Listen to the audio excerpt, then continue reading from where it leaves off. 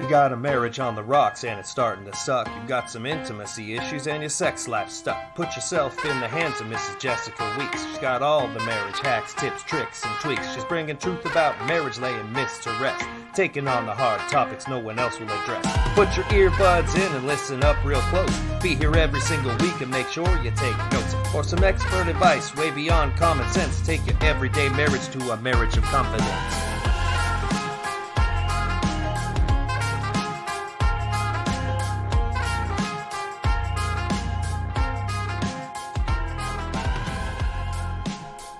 This is the Confident Marriage Podcast, and I am not your host, Jessica. Rather, this is her husband, Sean.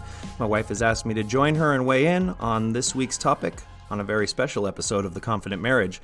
But now let me turn it over to the one you've all been waiting for, my beautiful, talented, and knowledgeable wife, Jessica. This is your host, Jessica. Thank you, honey, for the introduction. I'm very excited about today's episode. I can't wait to jump in. But first, some house cleaning business. My new website is live, and if you guys haven't checked it out, I would love for you guys to go on there. Let me know what you think. There's tons of resources. www.theconfidentmarriage.com. There's books on there with links to Amazon, so you guys just can put it in your cart and purchase it. I hope you all check it out and take advantage of the many, many, many hours I have spent reading to bring you guys some good resources. So take a look. I do have an Instagram page still. I got myself kicked off. Don't ask. Oops. No. So I'll tell you guys. I got myself locked out of Instagram because some of my content was sexually explicit, like the porn episode that I did. So they locked me out and I had to do a whole new Instagram page. So I'm back up and running. So if you go onto my website, all the links to my social media are there. If you were friends with me on Instagram, you'll have to go back and refollow me. But that's all on my website once again, www.theconfidentmarriage.com. So every episode, I like to do a shout out to my listeners. I'm always super grateful for all of you guys. Even more support and suggestions are rolling in on the things that you guys want to hear. So the next couple episodes have been planned out for me. Thank you guys. I've got some really great content coming. But without much further ado, here we go. This is episode, no, it's not 9, it's 10. Should I cut that or should I leave it? No, now you should leave it because you've already said all this stuff. Great. Yeah, just leave it in now. We told you it was going to be a special edition. Fire that editor. This is episode 10, and we're going to be talking about lingering eyes. How far is too far, and how to pull your spouse and yourself back in a healthy and positive way. So, talking about looking at some hotties, men and women, I gotta say I was a bit nervous about this episode because the diversity of opinions about the subject are much broader than even porn.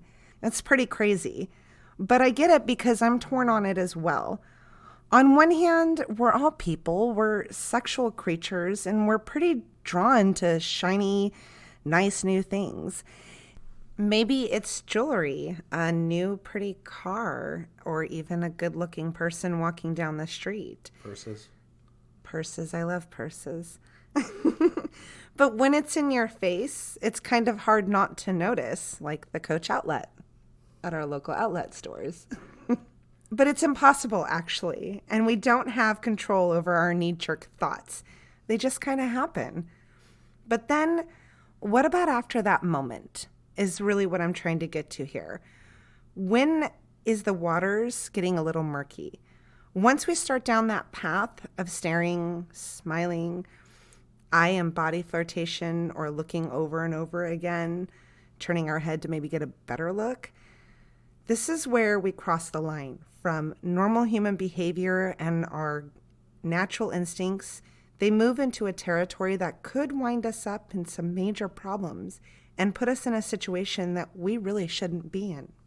Quite honestly, if we're finding ourselves in that place, I don't think it's by any accident. Let's be honest about it. At least mentally. You don't have to vocalize it to anybody. I'm not going to ask you to do that just yet. But what other reason do we have to take it that far if we aren't looking for some kind of attention, reaction, or seeking something out? Yes, that's my point exactly.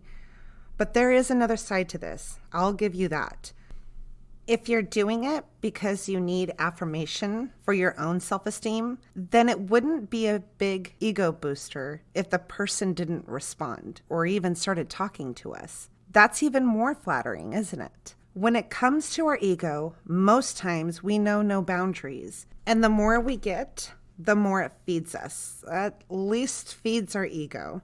In most cases, the buck doesn't stop there, and we find ourselves in an affair, emotional or physical. Even if it does stop there for you, at least you have some boundaries, maybe, but then what's the point of it, right? To know that some stranger you will never see again thinks you're attractive to look back at you? Well, guess what? For every person who looks at you, there are at least 5 people who think you're not attractive. So again, I ask, what are you trying to prove to yourself? That 1 in 5 people think you're attractive? We already know that. Why do you care? Those odds aren't even really that high. Okay, I know I'm going to make some of you really, really mad at me. And I'm not saying that you're ugly. I don't even know what you look like. And I consider myself a pretty woman, I guess. Beautiful. Oh. But this goes for me too.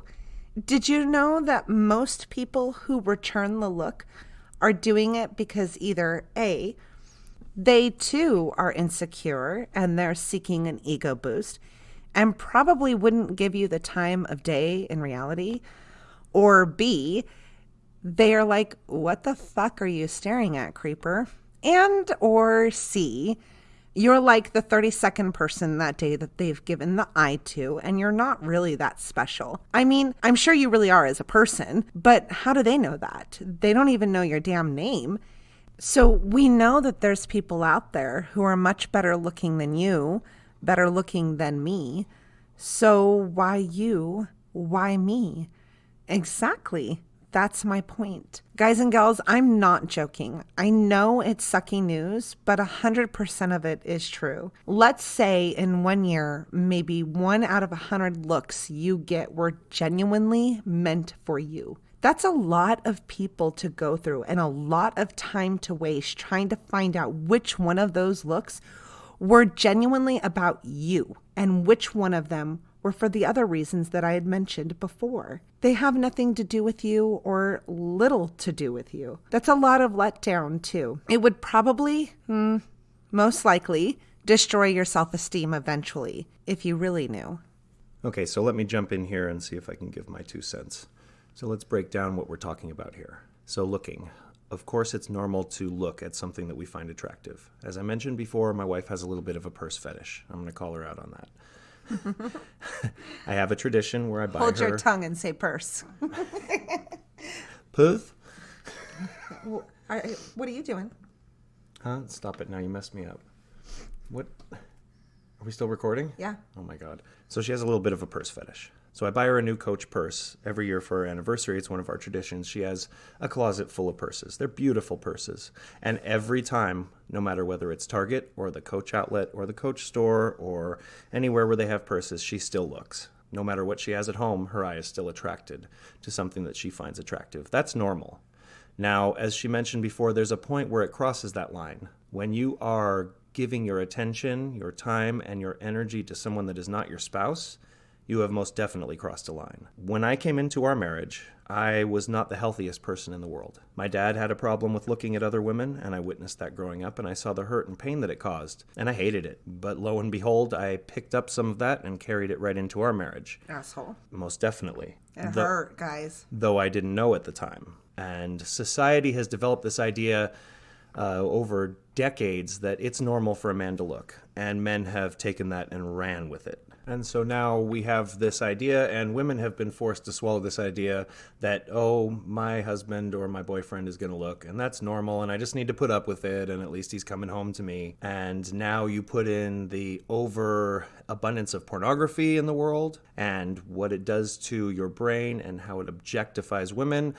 And then it's like it's hunting season out there. It's free and open season to look, and there's no consequence. It's the same mentally to you now as looking at something on the screen. You're looking at an object. You're looking at a nice car. You're looking at a beautiful purse, and you don't realize the pain it's causing your spouse. The pain is real. I've witnessed it firsthand. It's not talked about. It's stuffed. It's let go. It's brushed off, or it's turned into energy that your spouse then uses to act out herself. But it's not normal, it's not right, and it causes a lot of pain. So not only do you have this idea that men have picked up and this justification that they have that you can look and that it's okay to look, combined with the overabundance and overuse of pornography, and let's not fail to mention the media and popular culture playing into this, movies, TV shows, magazines, the internet, and now, oh my God, you've got this explosion of social media where I am convinced the entire idea of social media is to narcissize society. You got it, baby. That's the new word. I'm going to trademark that.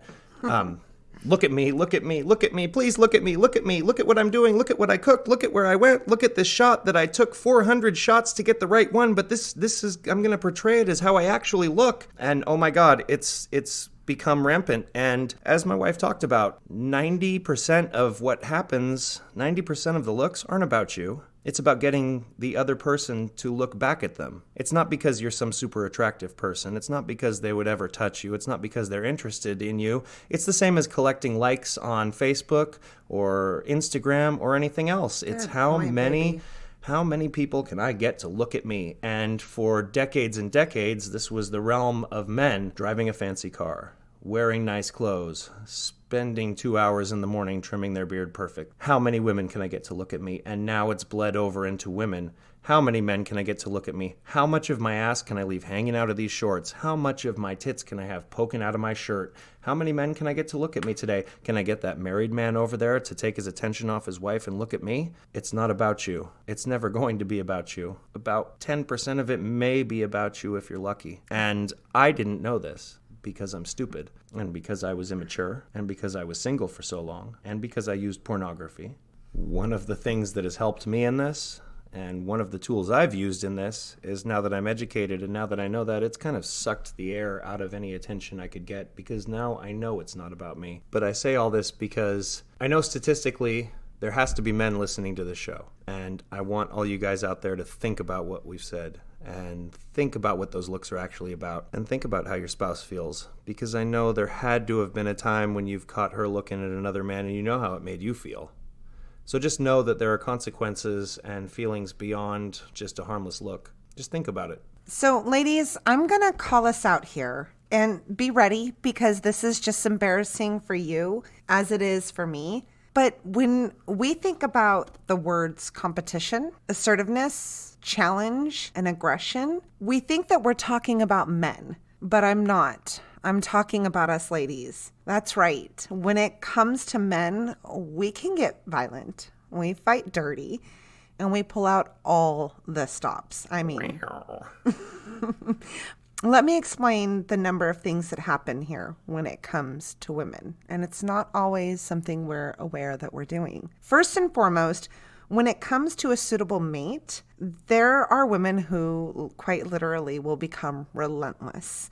When we see a man, especially a good-looking one, who seems to be a pretty stand-up guy, a good father, a good husband, our hormones literally surge. Our natural instinct is to reproduce strong, healthy children with a strong, healthy mate. And this comes into play without us even knowing that it's happening. But we just sense this urge, this eagerness, this excitement, this unknown factor come into play.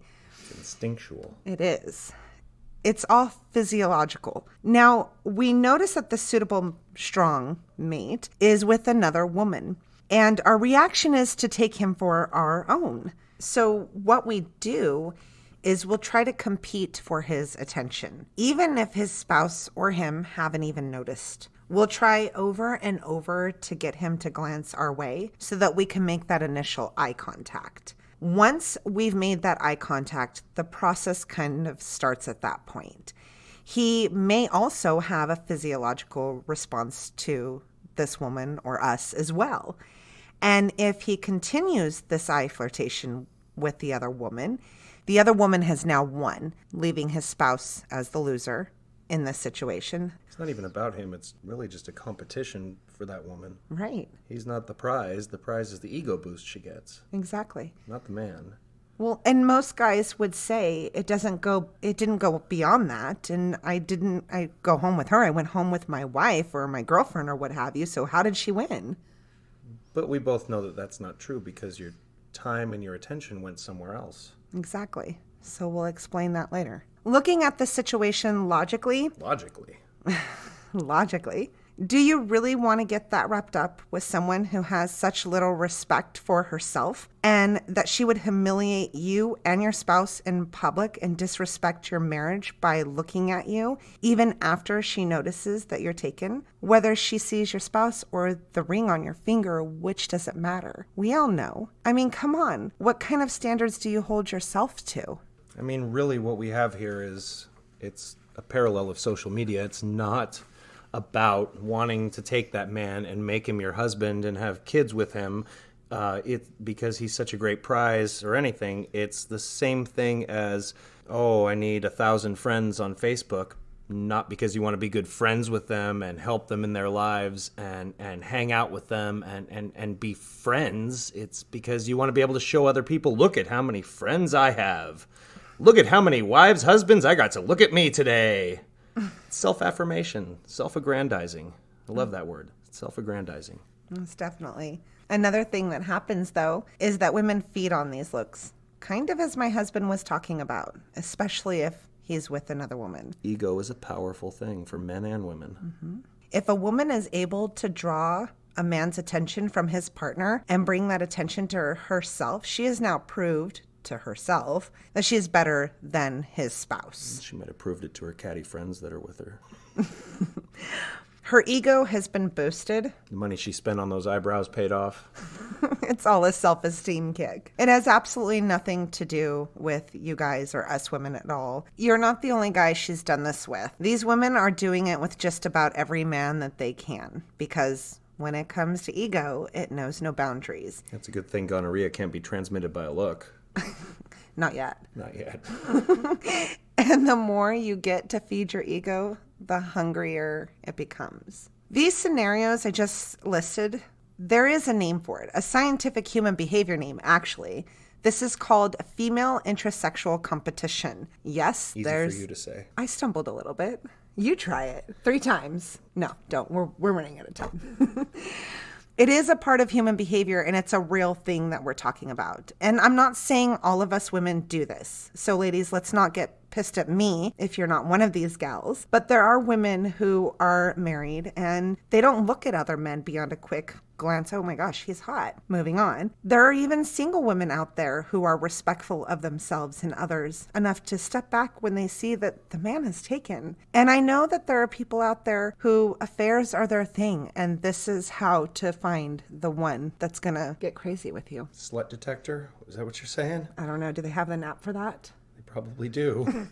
So there are other scenarios where there's the looking going on. And one of them is, believe it or not, women who look back at men who are staring at them because they're trying to figure out why the guy is staring at them. This is actually me a lot of time. Maybe it's because I don't think I'm that pretty or hot, but this is usually me. I would have to say maybe most women are probably like this, especially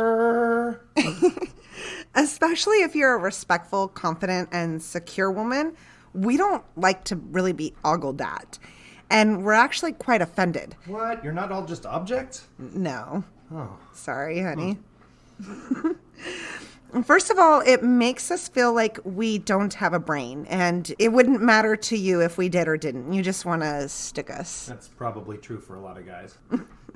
Which tells us that you don't have much respect for yourself. And it makes us wonder how many of you put your Twinkie in other women, which then makes us shudder with disgust at how many women you've ogled that day, because we know for damn sure that we aren't the first and we won't be the last. It actually kind of creeps us out and makes us feel a little icky. I know that when I'm out and about and I'm being ogled and I see a wedding ring on his finger, or his wife next to him, or maybe later on in the grocery store, I'll see him walking with her, his girlfriend or whatever. My thoughts are literally this: you piece of shit. How could you be looking at other women when you're with your wife? You don't deserve her. You don't deserve any woman for that matter. And you're a pretty crappy man. I'll even turn to my husband and say this. There are times I see men looking at other women and I'll notice that he's wearing a wedding ring or his spouse is at his side. And it wasn't even me that they look at. And I think the exact same thing. I'm like, oh my God,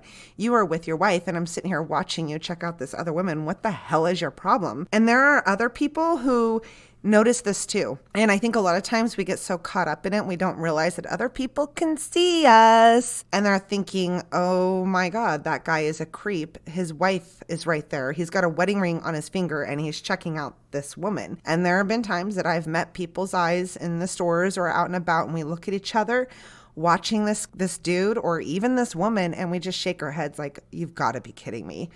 Do you not know you're not the only two people here? Now let me come in real quick here because I know if there are men listening to the show, a lot of them probably got pissed off and might have turned this off a while ago. So let me be clear. If you're with someone and you're looking at other women, not cool. Not ever going to be okay.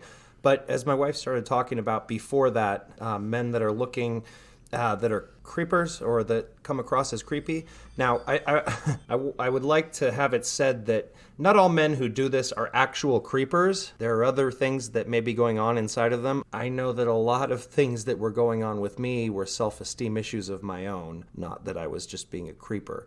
But we don't all know that. It does come across that way. But I don't want men getting offended and think, oh, she just called me a creeper. No, that's not what I'm saying. I have self-esteem issues. Yeah, so no. There are other reasons. They may have been taught differently and they don't know. They may have self-esteem issues. They may legitimately think that that's a way of going about trying to find a mate. But that's if they're not with someone. If you're with someone, and even if you're with someone and she's not with you, you don't need to be doing that shit. Yeah. And I urge you guys to take a few steps back. I think this is probably where my husband had probably a majority of his realizations. Is when you're out and about, pay attention to people. Maybe go people watch for a little bit. Maybe this is contrary to what I'm telling you guys, but watch a beautiful woman when you spot one and see what the other men's reactions are around her and see how many men are actually giving her attention, staring her up and down, smiling at her, turning their head. There really isn't that many. So pay attention to that and then pay attention to the ones who you do notice turn around and look and what they look like and what they're doing. Pay a mindful attention to that's how you look to other people. So this isn't a put down. This is just a realization as while you have things going on with you that you're not aware of, so do other people. And it's what we put out there that changes the perspective about us and can even make us change the perspective about ourselves. So it's that whole effect of, and something that I can relate it to, and maybe you can too, is when I was in high school, I smoked cigarettes, and I thought it made me look cool, and I thought I was a real badass for that. And now that I'm 41 years old, and I go to pick up my daughter from high school, and I see kids out there smoking cigarettes, and I'm like, that's what I looked like? Yeah. Oh my God. It's a hindsight. And I want to hindsight bias. Right. You've been paying attention. Yeah. You've been reading you're doing your homework. Uh-huh. You're so smart, baby. Thank you. I wish I was as smart as you. You are. We make a great couple because she knows all the right things to do and I don't know any of them. No, he's super book smart. Let me tell you that. He's book smart. I'm the street smart one. Yeah. I love you. I love you too. So let's not forget about something that it seems pretty clear, but we actually miss it a lot. If someone is with their spouse, if I'm with my spouse and there's someone looking at me while I'm with my husband, or they notice the wedding ring on my finger, they're giving me some kind of attention, why in the fuck would you want someone like that to begin with? I mean, think about that. You think that they're not going to be like that with you. Let's say for whatever crazy reason you two end up talking, hitting it off and getting married. Like that's how they're going to be with you. They're not a faithful person. They don't respect that unity. And there's nothing that special about you or perfect. They don't even know anything about you. And what are the chances that you are literally that irresistible and that special to them? And they are going to be so incredibly faithful to you with one look. That's just the person that they are. That's how they are. And it's a huge red flag that they probably aren't such a great catch. And it's your sign to run and run fast. It's not crazy, though. It happens all the time. And, you talk about it in some of your earlier podcasts, but that's why second marriages end in divorce so much, because people don't want to think that these people who are giving them looks and giving them attention, even though they're with someone else, are going to be like that when they're with them. And that's, you're right. It's just the person they are. It happens all the time. Nothing crazy about it. People don't want to look at that when they're getting attention from someone. The ego can mask all of that. It can cover all of that when your ego is being fed. And the excuses that we use too, like this is one of my favorites, not literally. When I'm told or I hear stories that they're having problems with their spouse. Oh, wait a minute. You're having marital problems. I understand. And that's why you're pulled away emotionally, checking me out or hitting on me or someone else. Yeah, let me know how that works out for you. I'm so sorry to hear that. Wow. So what you're telling me is that when things get hard in your marriage or relationships, you run and you look for something new, something easy, instead of manning or womaning up and fighting for your marriage. You want everything to be easy and not want to have to deal with the problems, right? So you're pretty much saying that your sense of faithfulness and devotion has limits and you're no catch at all. Quite honestly, come on. No wonder why you're having problems with your spouse. Ladies and gentlemen, look at your behavior. Look at how you're behaving. Oh, but no. What do? It's everyone else's fault but our own. What I'm trying to get out here is, sure, we notice, right? We look, but when you're starting to go beyond he's hot, she's pretty, nice butt, moving on, it becomes lusting and it's wrong. And I don't want to get biblical on you guys, but it really is, because if you sit and ponder about it, the emotional energy you're giving it, are you starting to think about what they might feel like sexually or what you might do to them or what they would look like? It doesn't just hurt your spouse. It hurts a lot, but it's disrespectful to your marriage and to yourself. And it opens your mind, your body, your spirit up to more. And letting those looks and thoughts grow and linger, you're setting yourself up. There are some people who this doesn't bother. Like there are some people who, you know what? I don't care. As long as he comes home to me and stays faithful, that's all I care about. Great, more power to you. The chances that, that's actually what's going to happen is slim, but if that's really how your relationship goes, there's no judgment here. I'm not against saying that, if you're looking, this is exactly what's going to happen. I am going to say that the chances are much, much greater that you're slipping yourself into a slippery slope, so much slippery. Bring yourself into a slippery slope? Yeah. Slippery to say. She sells seashells by the seashore. It's funny. I'm sorry, I'm just book smart. I would say that the people who really don't care or say that they really don't care and, oh, he's coming home to me, she's coming home to me, I would say that the actual percentage that is 100% true for is very, very small. I'd say the vast majority of people who say that are stuffing their feelings. Right. Most of us, or acting out themselves, sorry. No, it's fine. No matter how much we tried to deny it just to save our ego, it fucking hurts like hell. It's embarrassing, it's humiliating, and it really does rip a marriage apart at the seams. I mean, take a minute to go back to the biblical saying, do unto others as you would want done unto you. And as my husband said earlier, how did it make you feel when you caught your spouse doing it a time or two? Because we all make mistakes, and I'm not saying it's never going to happen, but think back and have some empathy in that moment of how it made you feel. Well, that's how your spouse is feeling. So earlier I talked about how I was going to touch on letting the other person win and your spouse becoming a loser. Well, that moment's now. The attention that you give the stranger, you took from your spouse. That mental energy you stole from your spouse in marriage and put it into that stranger. You told your spouse and everyone around you that your spouse doesn't deserve your respect and love, and that this stranger is more important than your spouse is. You let that stranger win your attention, your time, your thoughts over your spouse. And in the process, also saying that they are worth more to you, that a stranger is worth hurting your spouse over. Think about that for a moment. The stranger was more important to you than your spouse. You sacrificed your integrity, your self-respect, and your spouse's deepest desires and needs to be your number one. You inflicted pain on them, emotional, deep pain on your spouse for that few moments of a look. Seriously? Now you tell me that the stranger didn't win that competition. All those consequences for a look and they didn't win? What the hell do you think you just told your spouse in that moment?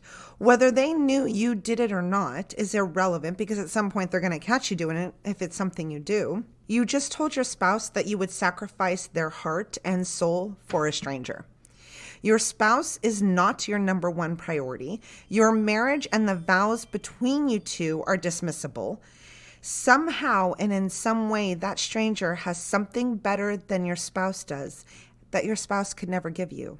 Hell yeah, that stranger won. Does that stranger wake up to you every morning and do the things for you that your spouse does every single day? Did that stranger stick by you through some of your best and worst times? Did that stranger build a life with you? Did they love you unconditionally? Did they raise children with you? Do they contribute to your home on a daily basis? Do they put up with your shit day in and day out and still hug you and tell you how much they love you afterwards? What the hell did that stranger do for you? And how in the hell could you ever hold a candle up to that person and not the one who is committed to you and earn their right to be the center of your attention? This stranger just walks by and is able to take you away from your spouse just like that? What the hell does that do for you? What the hell have they done for you? Not a damn thing, but act like a fool, trying to take some married person's attention away from where it should be and walk away proud of their fucked up accomplishment. What they did was disrespect you. They disrespected your spouse, your home, your wife, your kids, your marriage. That's what they did. And you're interested in that? I say go find out what that's all about, because you two deserve each other. And keep in mind, guys, that if you're married and another woman looks at you and you've just returned the look, she's probably not walking away thinking, oh my God, he looked at me. Oh, he's amazing and I'm so special. What she's walking away thinking is, he looked at me, I got my ego boost, but what a piece of shit and what a fool for doing that, and I'd never touch him. That is actually a really, really good point. I can't tell you how many times I've told you, yeah, I was really flattered by that look, but he had a wedding ring on his finger. What a piece of shit. Yeah, it's not everything's about you. But, there are things that we can do to mitigate how much this impacts your marriage. And let's talk about that for a little while because we are way, way over time here. And first and foremost, never, ever, ever deny you're doing it. When your spouse confronts you, don't deny it. Not ever. Never pretend like you never looked because you're not that powerful of a human being. Not even the most godliest of men or women have that kind of personal control and struggle. That is the worst thing you can do. You create so much distrust, anxiety, lack of trust, and a ton of much bigger problems than just that look. That shit will explode in your face so fast. Above all else, don't lie about it. That is actually a form of mental manipulation called gaslighting, where you try to make someone believe something to be untrue that they absolutely know is true. You are playing with fire there, guys and ladies. Gaslighting people can cause serious mental illness and eventually, if done enough, can make them literally mentally snap. Like, we're talking a mental breakdown, paranoia, anxiety, unable to differentiate what reality is. Do not lie and do not gaslight. Secondly, you and your spouse need to talk about it. Just like I said in foreplay before the foreplay, this is part of emotional connection. This is part of the bonding between you two, is being open and honest about your thoughts and feelings. And you will find some insights about you that you didn't even know were going on in these situations. But the open and honesty is really, really important. I know it's hard to talk about. It can be embarrassing sometimes. It can hurt to hear it, but it's important to have these open, honest conversations without judgment, defensiveness, anger. Don't let it get there. Try and stay open-minded and understanding and put yourself in places where you might have done the very same thing and understand that we're all human. And the goal here is to come to a solution. Understand and agree with one another. Respect each other's feelings and opinions on this. Truly, if giving up looking at attractive people saves your marriage from so much drama, hurt, resentment, and anger. Isn't it worth it? They're just looks. That's a pretty small thing to give up for someone you say you love and respect. It's one of the most incredible gifts you can give to them to show them how much you really love them. It's a huge deal for your spouse, I can tell you that. Not to mention, you get a win-win in this. Do you know how much more amazing you'll look to all those people? Shit, why not take it a step further, and when you see someone looking at you, turn to your spouse and kiss them passionately? How rare is that? That man or woman who's looking at you, they're going to think, damn, they're lucky. But it is especially important to be honest about why you're looking, what your thoughts are, and what you're expecting out of the situation. Being open about this is pure vulnerability. Embarrassing and really hard to do, as I mentioned a few moments ago. If this is something that's causing problems in your marriage, even here and there or on a regular basis, it's not going to go away. It's going to keep creating problems. And just like any unintended problem in a marriage, it's going to keep building until it explodes. And no longer some little thing that you can sweep under the rug, but a problem that's going to jeopardize your marriage. And don't be stupid, because even if you think it's not a problem, if it's happening, trust me, it's causing problems somewhere. And somewhere in your marriage or somewhere in your life, things aren't right. And maybe you need to take a look at that. Maybe this is why. And if you're one of the spouses that is hurting over your spouse's wandering eyes, there are a few things that you can do in this situation to bring back your own self-esteem and control and not allow it to get to you. We can't change our spouse. That's entirely up to them. We can only control ourselves and the environment and the situations that we allow ourselves to be in. And that's all we have control over, is our behavior and our actions. And lead by example. If your spouse sees you acting right, they may be more inclined to act right themselves, or they may just start to feel guilty about what they're doing and be able to come to you and say, look, I haven't been acting right. I see what you're doing. I see how you're living your life, and I want to be like that. I want to stop my behavior. Lead by example. Exactly. If the situation is a minor situation and it's only causing mild discomfort, you can bring it to your spouse's attention. Pull them in for a kiss, make eye contact with them, and look at them lovingly and tell them you love them no matter what. You can even throw in there, if you're positive someone is eyeing them, that it's hurting you and all you want is to be their number one. Ask them lovingly to please not hurt you like that and to respect your marriage. Being open and honest, as I keep saying, is very, very helpful and diffuses the power this has in your marriage. I'm not above noticing even a beautiful woman and pointing it out to my husband. And sometimes I'll act like I didn't see him looking, or I'll point her out so he knows that I know that she's there and he doesn't need to sneak peeks in, at least so much. I did that mostly in the beginning. But I allow him to be buddies with me. And I love it when we can have, fun with it and not take it too far. And I'll say something like, oh my God, baby, look at her booty. It's so hot. I wish I had a butt like that. And he'll take a look over and either say, wow, yeah, that's pretty hot, or that's a little too much for my taste, but she has a really beautiful face. And then we'll move on, and it completely deflates the whole situation and takes power out of it. It deflates her butt. There's some women I wish I could Takes power out of her that butt. too. I get kind of jealous over those big booties out there. There are other times where I notice a woman is staring at my husband, and I'll let him know, hey, baby, you seem to have an admirer over there. And he'll look for her. Of course, he's a man. He wants to know. We all have a little bit of an ego and wants to know if he should be flattered or not. But he turns right back to me and gives me his complete attention after, and even makes sure that he completely turns his back on her and does not even allow his eyes to go that direction, making it clear he's not interested, even though she might be hot. She doesn't need to know what he thinks. He's married. I usually joke about it. I'll laugh it off. Sometimes later on, we'll see her in the store or see her later, and I'll say, oh, goodness, your girlfriend's back, baby. Would you like me to introduce you to? I don't say it sarcastically. I'm completely joking. I'm even open about other men. I'll let my husband know, well, that was flattering. He keeps looking at me, and he's really hot. But I'll move on, and I'll say, kiss me. Let's make a statement here. Some people think that some of these things are really unhealthy and feed and condone the behavior. And while I can see that, and I can agree with it, it's something that works for us. I'm not a complete prude. I don't expect my husband to never look. I look and notice men and women. And how can I hold him to a standard that I can't even maintain? As long as we're talking about it rather than keeping it secret and moving on, I'm totally cool with it. I'm torn though too. And I have this side of me that can hang with guys and it's easy for me. And I prefer my man to talk to me and be buddies with me and joke about it together than be all secretive and hiding it, thinking that I can't handle the truth. My experience is the more private it is, the worse it actually gets. Bringing it into the light and being both aware that it's there and it's happening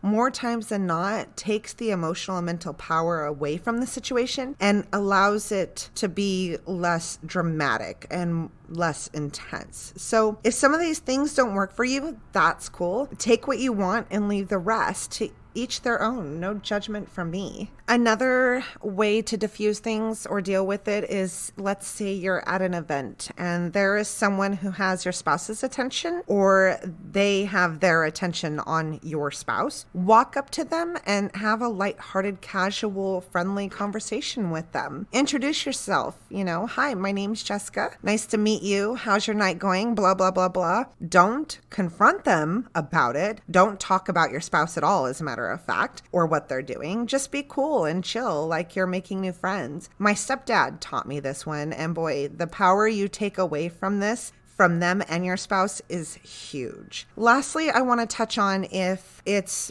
becoming really uncomfortable and it's being taken too far. You don't have to stay in a situation like that. You can leave. I have. This happened at my sister-in-law's wedding earlier this year. There was this chick and she was relentless, so disrespectful about it. At first I was being cool about it, making him aware of it. Then there came a point where I wasn't sure so much that he was not feeding it. And there were a few indicators that he might have been doing that. He also wasn't shutting it down either. Even if he wasn't taking that far, he wasn't taking the steps to shut that down and taking the action that he needed to stop the behavior from her by using his body language and other things that he's done in the past. And so most people don't keep looking if they don't have the fuel to keep looking. So if you've shut the behavior down by showing you're not interested, I'd have to say 9 times out of 10, that person's going to stop trying to get your attention because they see and notice you're not interested. If this person is continuing to get your spouse's attention, I'd have to say most of the time they're doing something to keep it going and they're waiting for the moment that they give the attention back again when you're not noticing. So that's kind of what I noticed was going on here. I